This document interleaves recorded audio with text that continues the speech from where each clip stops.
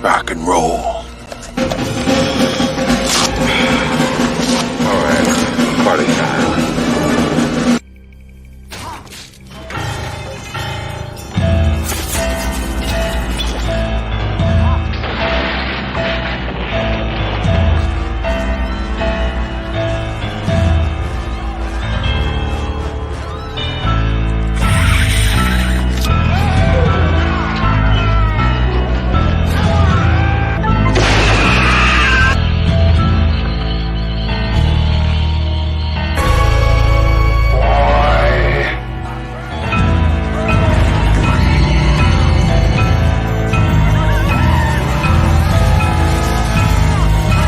Godzilla says that I should learn to fight my own battles. No.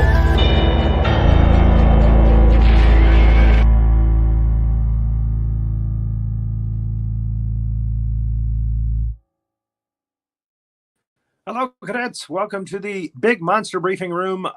This is the first show of Season 4. We've made it through Season 4, Episode 85, which is amazing that we've gotten this far.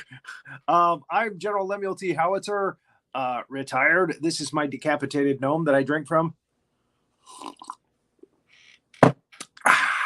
Peach tea. Let me bring up my able-bodied assistant, Major Millie Hazzard. Hello, General. I can't believe we've made it to season 4. You know, it's been quite a wild ride, and we've educated the masses. We've learned so much ourselves. I feel like we're really getting a lot of headway in defeating the big monsters. What do you think about our progress? Well, and the small monsters too. Yeah, I think people like the fact that we're training them how to deal with these monsters. Exactly. And you know, today's monster, it has a special place in my heart. You know, the Gingerdead Man. I love the gingerbread really? Man. I love the gingerbread man. I wasn't expecting you to say that. I really wasn't. You almost made me spit peach tea through my nose. Well, I'm just not a that big was a fan surprise. I'm not a big fan of the doppelganger, the evil doppelganger, the evil twin, the bad seed. You know, that's the gingerdead man. I like the gingerbread man. Oh, I was wondering there. You got a Gary Busey thing? Hey, I'm a cookie man. I'm gonna kill somebody. I'm running around. I got a big knife in my hand. How the hell am I a little tiny little? How can I hold this knife in my hand? This is the most ridiculous training film I think I've ever seen. I'm holding a gun. I don't even have fingers. I'm a cookie man, but I'm able to shoot a gun. Well, it is very scary because, you know, this is a real thing. This is a training film. And, you know, if you were to run into the gingerbread man, you wouldn't be laughing so hard. It's serious. Except for the fact that it's totally ridiculous and makes no sense whatsoever. And, you know, defies all logic and the methods of science. Well, I don't know. Let's let the cadets be the judges of that. It's pretty intimidating, if you ask me. Okay, so yeah, the first scene is very intimidating because it has the real Gary Busey in it, and he's a very I hope I'm imposing pronouncing his force. name right. I'm hoping I'm pronouncing his name right. And there he is. He's playing an evil killer.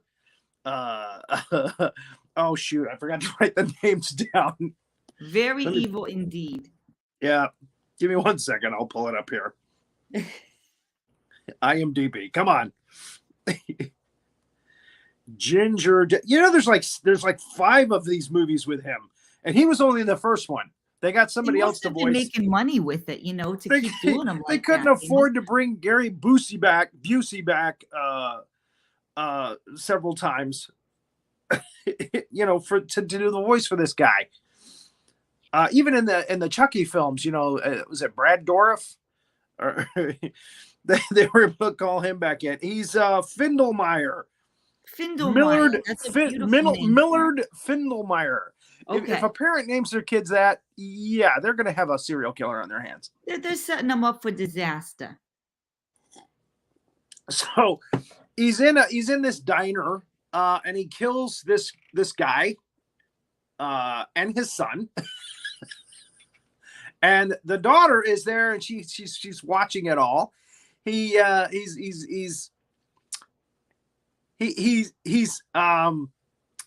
torn as to whether he should kill her or not. because she's a hottie. He's a bad man. This Yeah, one. bad This one's a lighting very on- bad man. I feel like I got a shadow here. I look like Fred Flintstone. Maybe that'll help. Turn off that backlight. So we get the pre-credit scene. The credits here look like the old credits from those animated Christmas specials. Did you ever notice that? I was gonna say it's like a throwback. The Rankin and Bass people. So we get the credits. Very low budget. I think they didn't want to. There wasn't a lot of money put into this Gingerdead Man. You think? Look at that sign. Bakery. I think they had the local kindergarten had a project to make this sign. I'm pretty sure of it. It got Jethro Bodine to make the sign for their bakery. There you go. Uncle Ted, it's a bakery. So this is Sarah. She is the one who survived that incident. She helped to put the gingerbread man, Findelmeyer. Oh my God, we're breezing through these quickly. In jail. So she's looking at the clippings on the wall, which she saves, even though it's probably very torturous for her to read them. Things that make no sense. A lot of that stuff going on in this movie. A woman in a black cloak drops off gingerbread spice at their back door of this bakery. And yeah, that's okay. Let's go ahead and pull it in and make some cookies out of it. Were you expecting gingerbread spice? So this is Brick, I think is his name. There we are. Where's his name? And he's quite a cutie, I think he's quite a cutie. Yeah, he had a good career after this, Fields. probably. Now, here's the thing. Okay, this film was made by low budget director Charles Band, who had his own kind of film company that made the Puppet Master films, made Doll Man films. These were kind of tongue-in-cheek comedy horror films, where you had these little puppets running around killing people. That was his thing. Evil Bong. And he did some vampire films, the Radu series. But you would think that he would have hired this guy that played Brick Fields. The actor's name is Jonathan Chase, to play the Gingerdead Man in the later films. But he didn't. He had like a different guy voice it in every film. And maybe they had a falling out. So what they might have just not gotten along.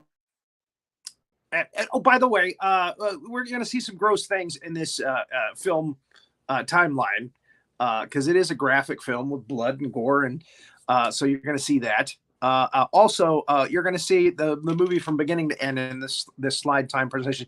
Not going to take long because it was only an hour movie. The movie was an hour, and the credits at the end of the movie were 10 minutes. So it was an hour and 10-minute movie with credits. Well, we got a disclaimer from Jamie Bennett. We got a disclaimer we can run real quick. Let's listen to this. Okay. Viewer discretion is advised. This program may contain sensitive subject matter. There you go. Wow, I didn't even have time to take a sip of my drink. It's 6 That was seconds. fast. Yeah, we can get it in there. That was Yeah, fast. that's right.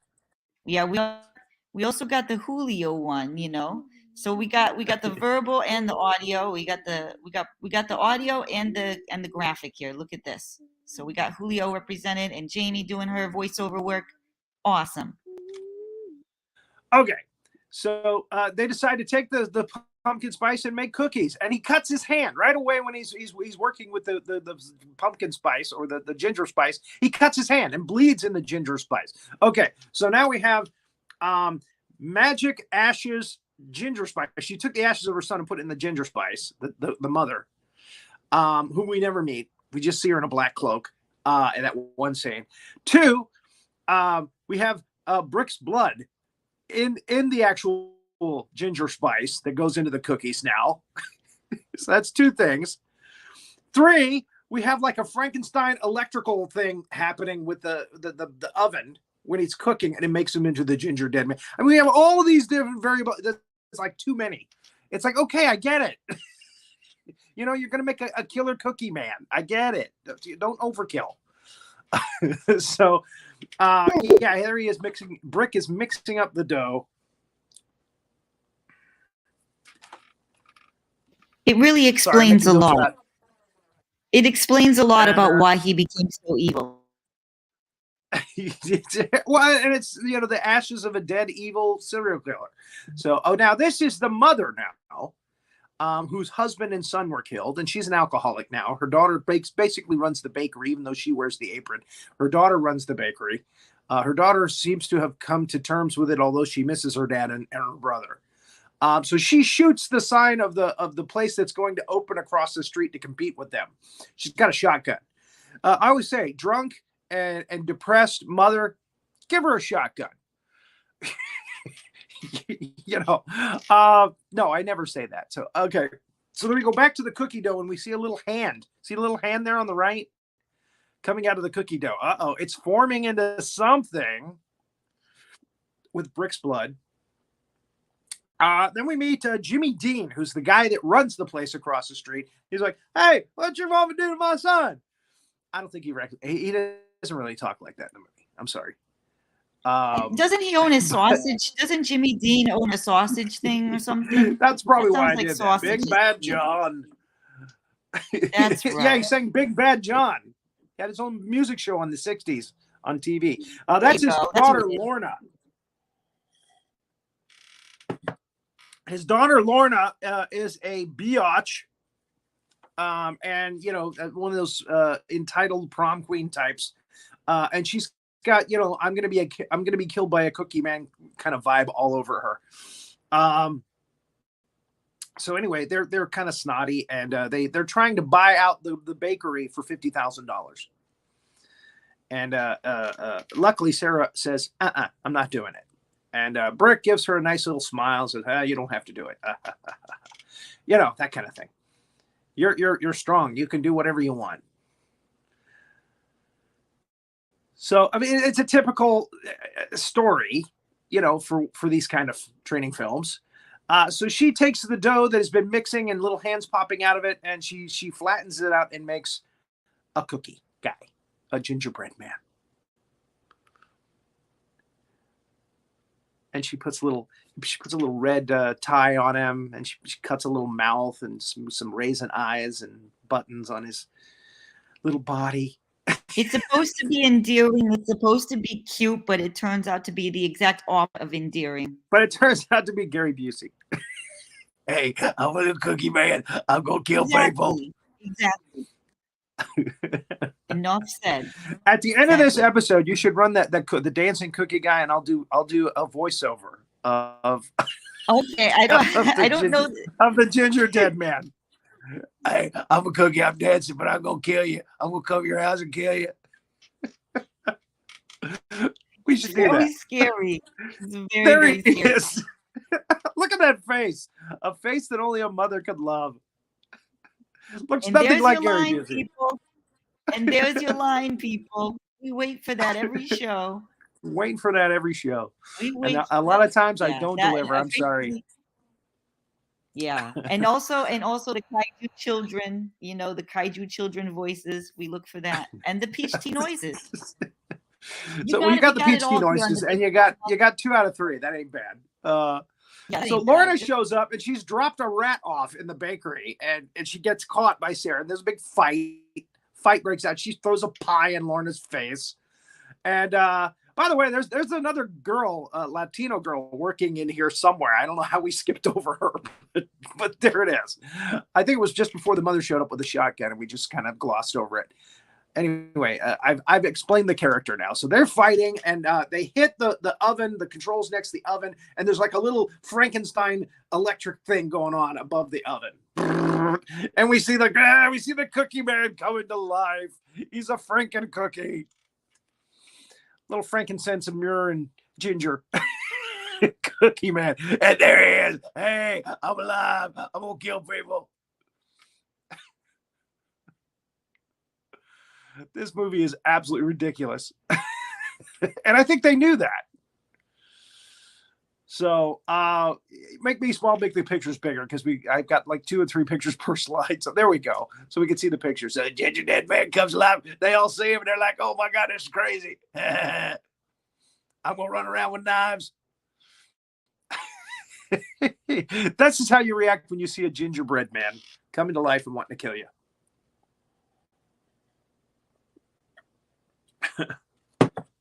All right, so we skip over to another place in the bakery. This is a very large bakery, by the way. It doesn't look as big on the outside, but it's a huge bakery. The mother comes in. She's drinking. They run off to the front, I guess, to get away from the cookie man. And he's there watching the mother drink, and she's looking at the articles that are on the wall, that are causing all the pain and suffering for her and her daughter. Just take the articles off the wall. And come on. And she sees the cookie man. Hey, how are you? I will kill you. And she's like, oh, how cute. And she reaches to poke him in something like the Pillsbury Doughboy. But she doesn't get a. What she gets is her finger cut off. Oh my God. Oh my God. And she falls back into a bin. I guess there's kind of a laundry bin there in the bakery. She falls back into it. And they hear her scream up front. And they go back. And the cookie man is just about to kill her. Or no, I guess they ignore it. Because he's just about to kill her. And the other girl shows up. Miller's mom. Betty Lee. Oh my God, did this actress take her name off the credits for this movie? Wouldn't you? Could you blame him? Could you blame him? Oh, no. Here it is. Daniela Melgoza. It's just Julia. Julia's her name. She comes in and conks the cookie man with a frying pan. But he runs away. He's very fast, by the way, this cookie guy. He is so incredibly fast with those little tiny legs.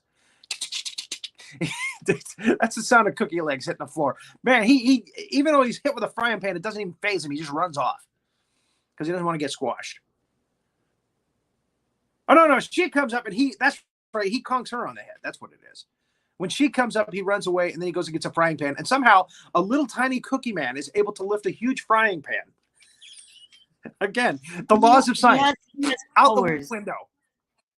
Well, I feel like we suspended disbelief at the beginning of this movie. I feel like this training film is all about suspension of belief.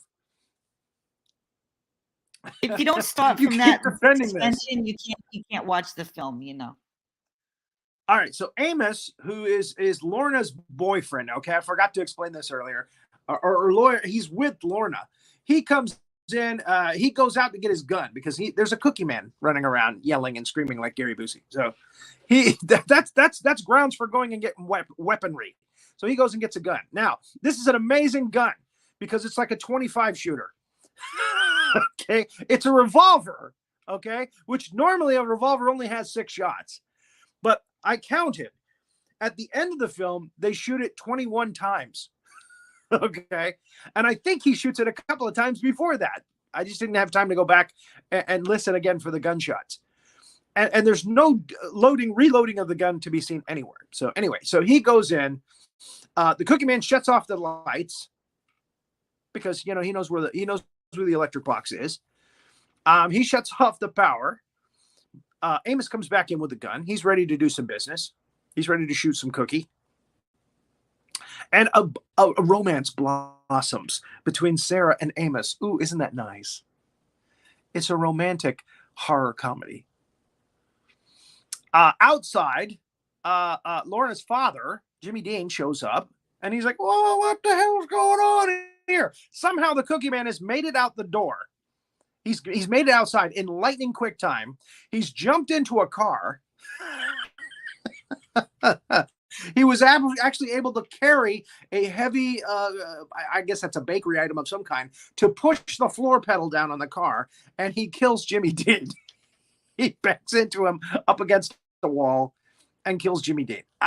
Again, laws of science, out the window.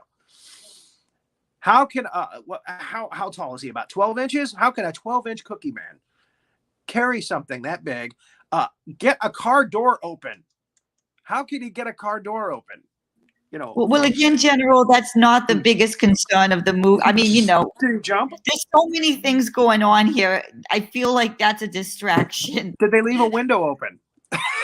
He just leaped into the window with a giant baking item to push the car lever. So no thought went into any of this about the logistics about how this would work or not. So, okay, so they find Julia. She's been conked out with the frying pan by the cookie man. They find Julia in the freezer, and he has covered her in icing and put 2 little cherries on top of her boobies there, just to be funny, because it's Gary Busey. You know, that's something Gary Busey would do.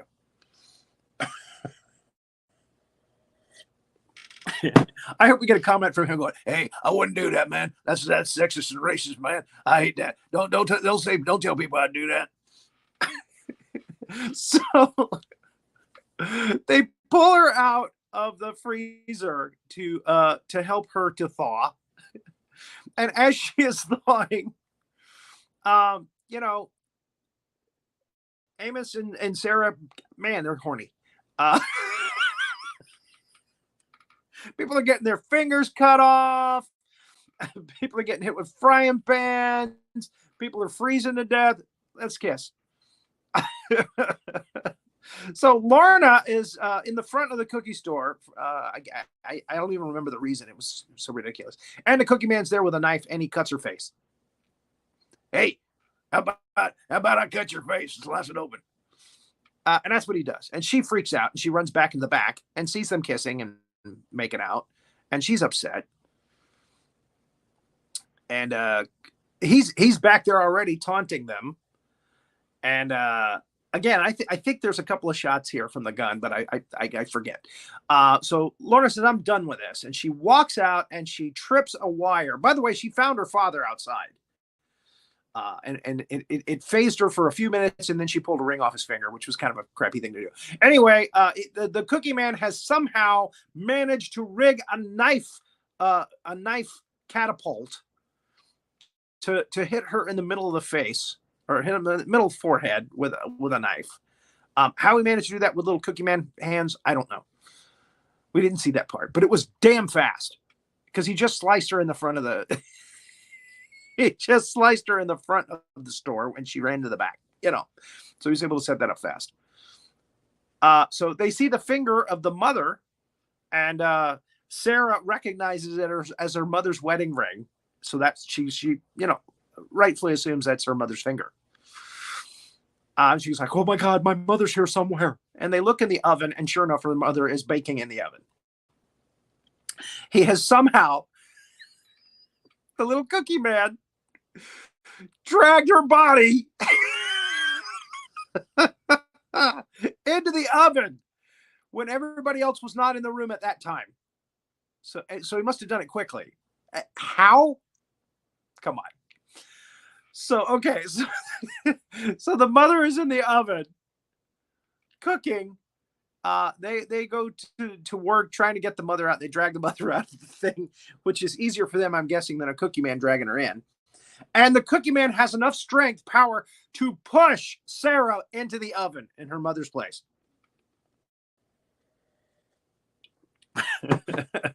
Again, laws of science. Pew. So yeah, he's laughing. He's I'm gonna get my revenge. You sent me to jail, got me electrocuted. Here you go, bitch. Yeah, he cusses throughout the entire film, by the way, which is funny because Gary Busey would do that. Hey man, I don't cuss all the time. Stop doing that, man. Telling people what I do. I'm very happy about my Gary Busey impersonation. I think it's pretty good. It's no Rory Penland, but it's pretty good. So okay, she's dying in the oven now, and he conks Amos on the head with a hammer. There's a hammer there. But again, how can he lift it? I don't know. But Amos manages to before he passes out, grab the gun and shoot. He shoots the door somehow of the oven, and that allows her to get out somehow. Not sure what exactly he did but I'm guessing it was a pretty good shot, because whatever he shot, it was able for her to push the door open and get out of the oven, the hot door. Oh man, I can't believe this, man. You let her get out. And she goes to Amos, and the Cookie Man's the Gingerdead Man is not happy. He doesn't look happy, does he? And he's got the gun. Oh, you know what? You forgot I got a gun now. You put your gun down. I picked it up, and I ran over here to the table. And I jumped up on the table. Nobody even saw me or heard me. Ridiculous film. All right, so he's shooting, or he's getting ready to shoot. And in pops Brick, who went off to the local wrestling match that night. I forgot to mention that earlier. He was off to the wrestling match. I'm not going to say he's a professional wrestler. He's like an amateur wrestler. So he goes. Brick says, "I'm going to beat you down. You've met your match." Blah blah blah blah blah. He's talking smack, just like they do in wrestling. And the Cookie Man says, "I'm gonna shoot you." Oops. I showed up to a gunfight and I have no weapon. Get ready to be shot, wrestling boy. And the next slide, he's pulling up the gun, I'm pretty sure. Yeah. So he shoots at him. And Brick manages to dodge the bullets. He's pretty fast.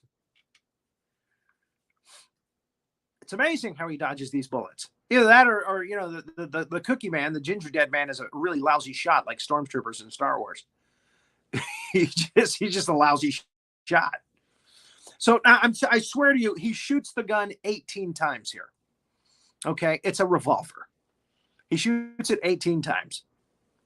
I counted twice just to make sure. And he's, ha ha ha, blam, blam, blam, blam, ha ha ha, blam, blam, blam, blam. And then our Latina girl, Julia, shows up and hits him with the frying pan. That's what I was thinking about earlier. She hits him back in the head with the frying pan.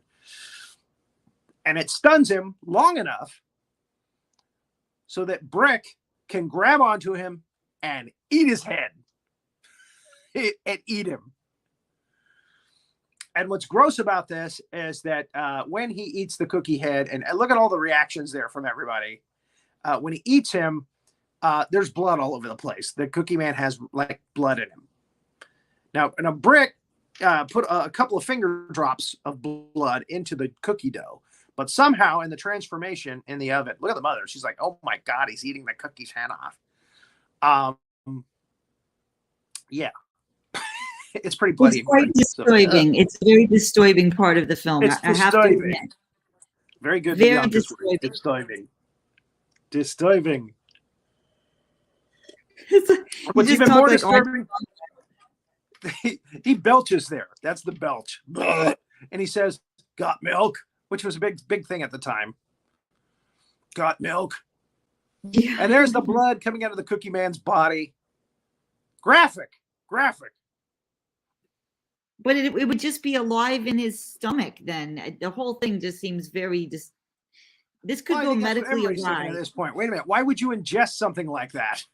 Yeah. So he's drinking milk. Well, and again, this is at the 50-minute mark, so there's more movie to come, right? Mm-hmm. Well, a little bit. There he is with his milk. It does a body good. Right, and Julia is kind of thinking he's kind of hot. He's got the wrestling thing going on, and he killed the Cookie Man and saved all our lives. He's a kind of a hot dude. So we think that there might be a little bit of a romance going on between him and her, because you were hoping that he would get together with Sarah at the beginning of the film. The way he's a nice guy, he works with her, and all of a sudden Amos shows up, and she's like flirting around with him. It kind of confusing. So anyway, they take the mother out because the mother is still injured from the oven and from getting her finger cut off. They're going to take her to the hospital, and they go outside and they see Lorna's dad dead on the hood of his car, or on the hood of, I think it's his car.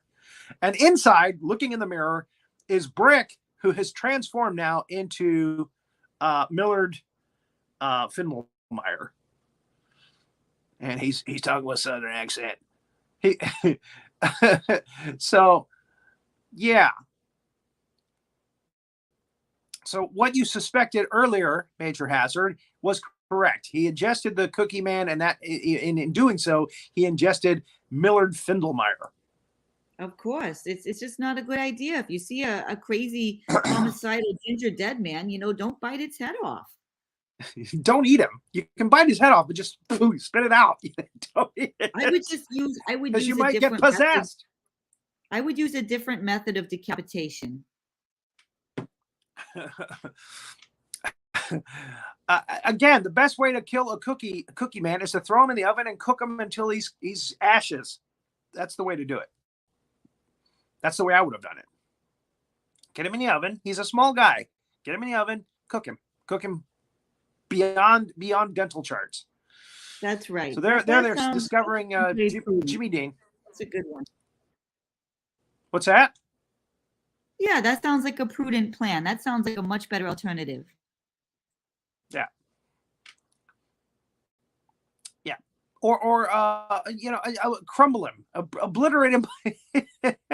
I don't think you can do that with him because he's got blood in him. He's got like veins in a system keeping him together. Anyway, so she goes back in. Sarah goes back in, and Brick is now changed into Findlemeyer. And he's pretty nasty, and his eyes are like zombified, and his tongue is green, and he tries to put it down her throat, which is nasty. Don't I look like Gary Busey? No, not quite. You do look kind of like a zombie though, like you're possessed. You look like something from those films by Sam Raimi. Evil Dead. You look like something from Evil Dead. So yeah.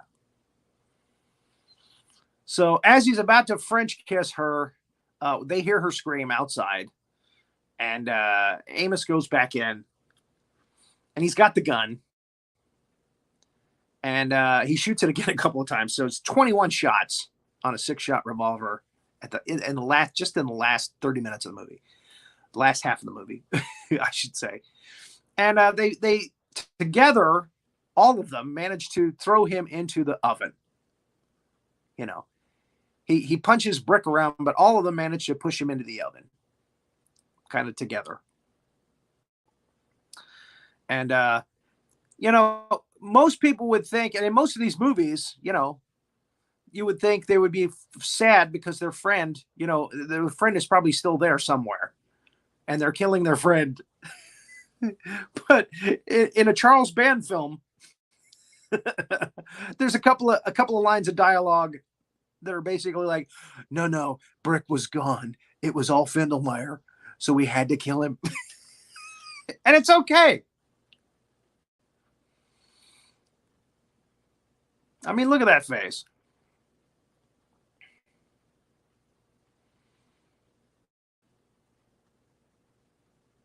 So yeah, they push him in the oven and turn up the heat. Hey, let me out of here. Come on now.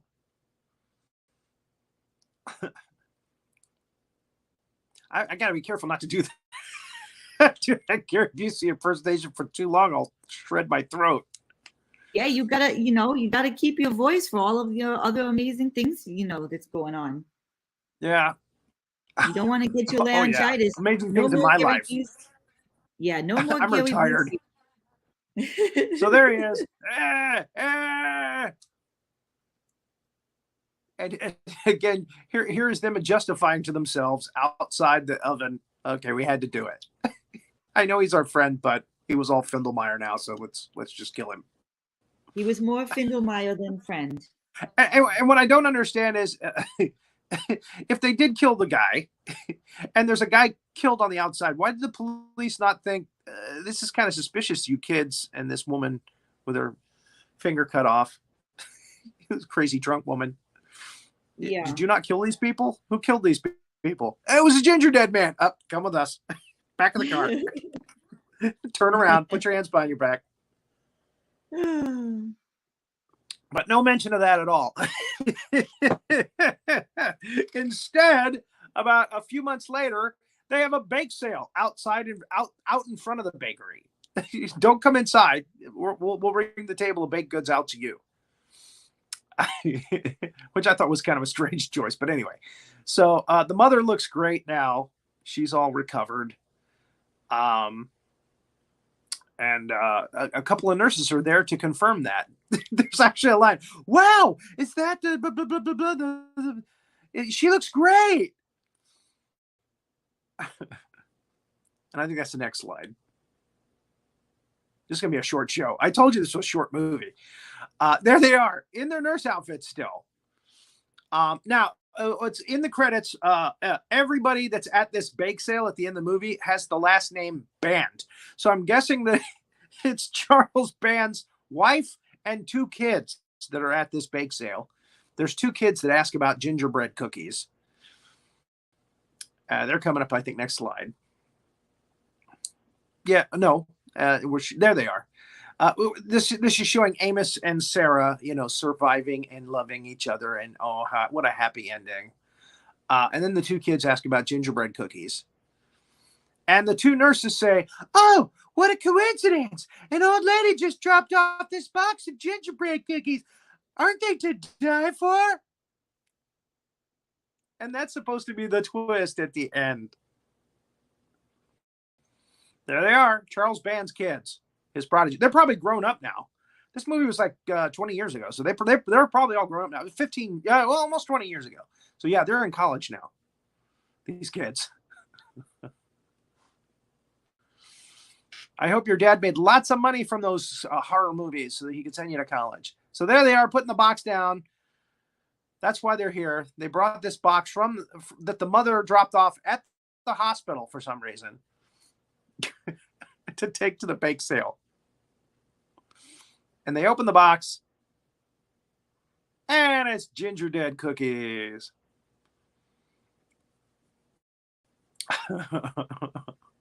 Aren't they to die for? Oh, they're just to die for. Oh, goodness So, gracious. I told you it was short. I told you it was going to be a short show. We haven't had one this short since our season 1, man. Our shortest show was actually the very first episode. Let me harken back for a second. Our very first episode was the Day of the Triffids. And we only did I think it was 27 minutes maybe, or maybe it was 37. So we just matched that. I actually was guilty. I felt guilty and thought I should do that show again, the Day of the Triffids, so that we could give it better coverage. But anyway, I think we said what we needed to say about that. And this show kind of harkens back to the season 1 when it was just you and I, Hazzard, and we just kind of goofed on a really bad training film. So there it is. The Gingerdead Man. Now, let me tell you, there were actually several sequels to this. Gingerdead Man 2, Passion of the Crust, which was in 2008. Gingerdead Man 3, Saturday Night Cleaver, which was a takeoff on Saturday Night Fever, obviously. Yeah. Very clever. Gingerdead Man versus Evil Bong. Evil Bong was another series that they did, and they started to do mashups. They started to do, Puppet Master meets Evil Toys, that kind of thing. So, yeah, I mean, they made several sequences, and the same guy did the voice for. There's another Evil Bong movie too that Gingerdead Man appears in. And again, the same actor did the voice of the Gingerdead Man in the Evil Bong movies. But there was a different guy in each movie, Gingerdead Man 1, 2, and 3. Did the voice for him. I can't believe they found the funding to do more of these. There must have been one fan who was relatively wealthy who just really wanted to get it done. Here's the thing. Usually at the first movie, again, the first movie they had Gary Busey. So that was a pull right there. That was a draw right there. People want to see Gary Busey because he's kind of crazy, and he's interesting. He's entertaining. So I'm sure that a lot of people saw the first movie and rented the first movie, at the time. At the time that movie came out, they still rented, VHS and DVDs.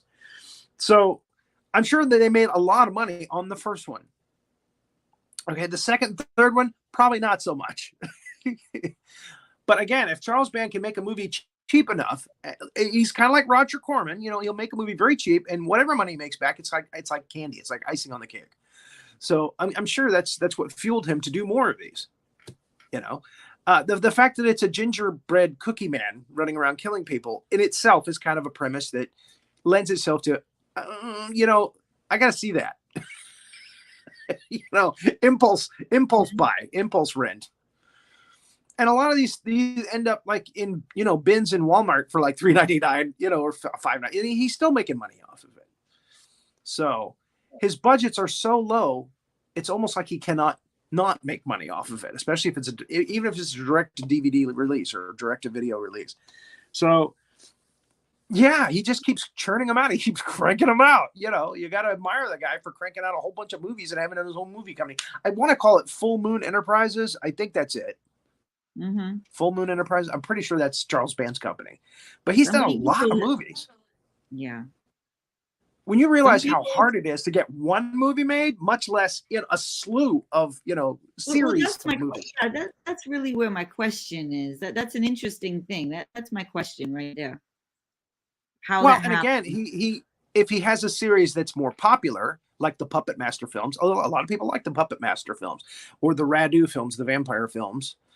Yeah, some of the money that comes from them can go to Gingerdead or Evil Bong or what have you, you know.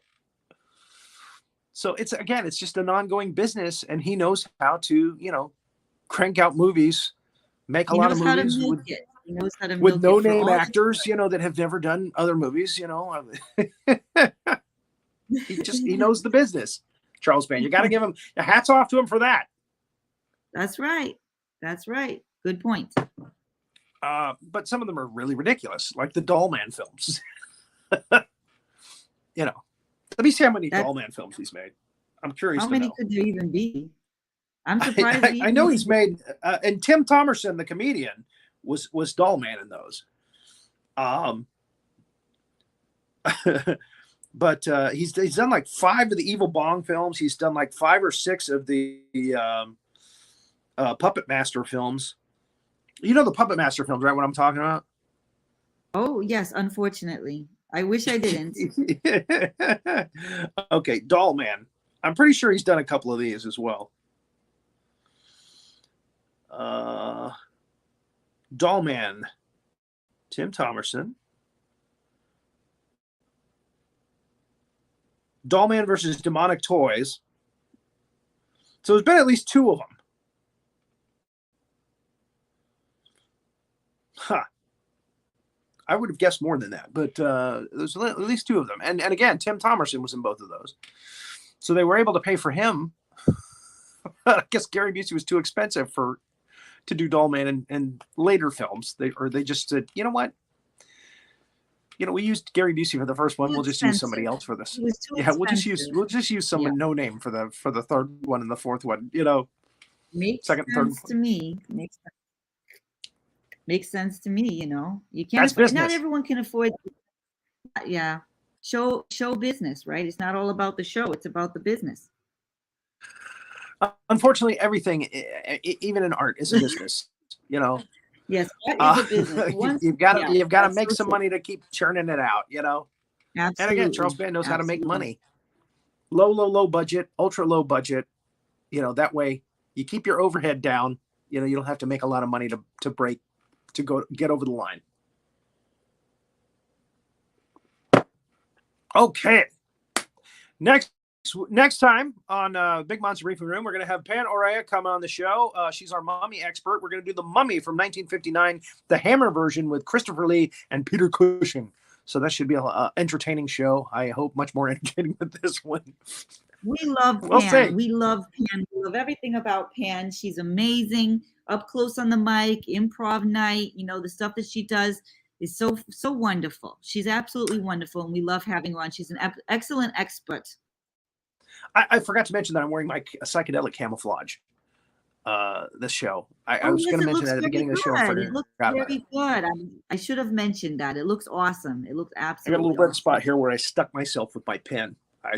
Well, don't do that, General. We need you around a lot longer. You got to take better care of yourself so that you can keep being the last defense. Luckily, there know? wasn't any magic gingerbread spice underneath me when I did that.